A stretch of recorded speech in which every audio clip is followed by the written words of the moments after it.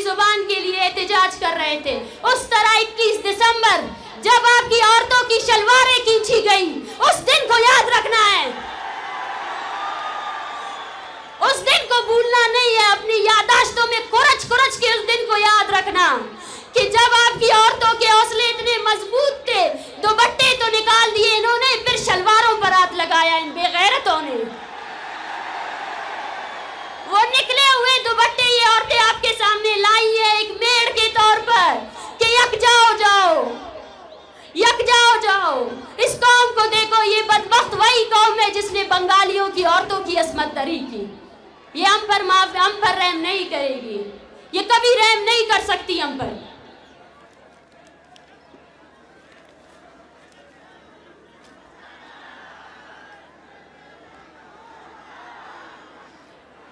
हमें कहा जाता है कि बलोच एक बदनसीब कौम है और हमारे मुकद्दर में लिखा है कि हम इस तरह दर पदर की टोकरे खाएं। हमें कहा जाता है कि सब्र करें, एक और दुनिया भी है। उन्होंने अपने तमाम के तमाम उन मजहबी शिद्दत परस्तों को हमारे तरफ बेच दिया है कि बलोच सब्र का ऊँट है।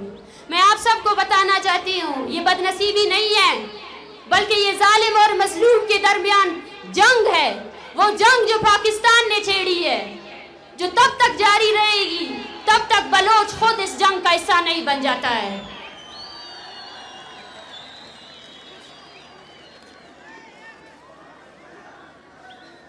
ये कोई रिवायती जलसागाह नहीं है, ना ही ये कोई रिवायती जलसा है, बल्कि ये तहरीक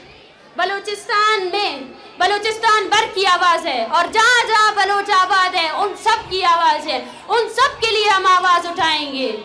बलूचिस्तान में जारी जिबरी गुमशुदगियों, झूठे फौजी ऑपरेशंस, बलूचिस्तान में कत्लो गारत और बलूचिस्तान के लोगों को दर बदर मुहाजिरीन की तरह जिंदगी गुजारने पर मजबूर करने वाली रियासत के खिलाफ है।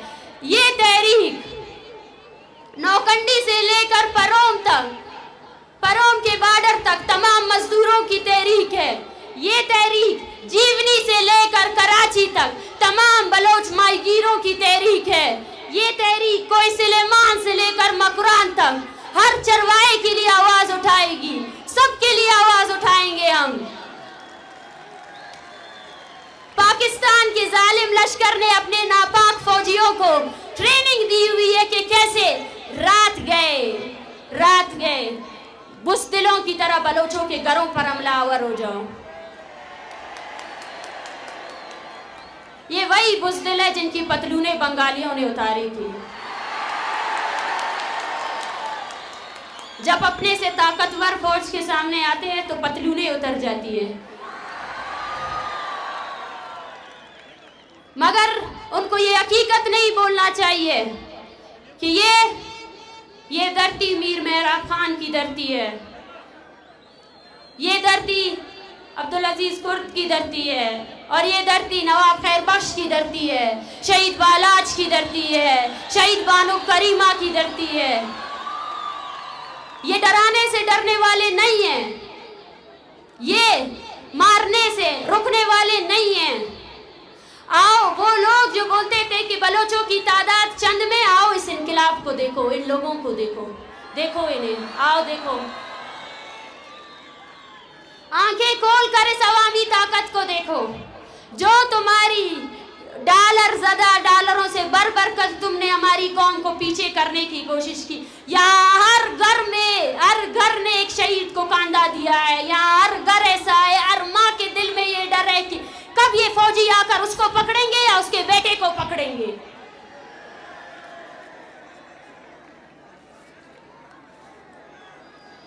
मैं आज इस अवामी इज्तिमा में शरीक जितने भी लोग हैं उन सब से मैं दस्तबंदी करती हूँ, अपील करती हूँ कि रियासत की तमाम पॉलिसियों के खिलाफ यकजा हो जाओ।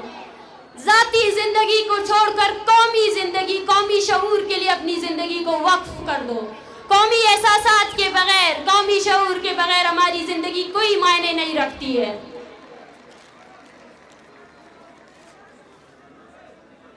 और वो लोग जिन्होंने बलोचों में तफरीक पैदा करने के लिए हमें इलाकों में बांटा, जुबानों में बांटा, मजहब में बांटा, कबाइलों में बांटा। आओ उन सबको जवाब देखिए। हम हमारी एक ही पहचान है, वो बलोच है। और बलोच आज मजलूम है, बलोच आज गुलाम है। और जो इस हकीकत को नहीं मानता है वो बलोच के मुखालिफ रियासत का आमी है। बलोचिस्तान में बस अब दो ही फिरके हैं, एक जालिम एक मजलूम। जो भी बलोच अपने अब सफबंदी करनी चाहिए। बलोचों अब नई सफबंदी की जरूरत है। ये सफबंदी होनी चाहिए कि कौन किस तरफ खड़ा है, कौन जालिम की तरफ खड़ा है और कौन मजलूम की तरफ खड़ा है। मैं पैगाम देना चाहती हूँ इस जलसेगाह से और उस नाम नियात कौम परस्त को जिसका काम यही है कि कैसे बलोचों के खून का सौदा किया जाए, कि बाज आ जाओ, बाज आ जाओ। अब बलोच अवाम खड़ी हुई है। ये 1948 नहीं है, ये 2023 है। और ये बंगाल नहीं है, ये बलूचिस्तान है।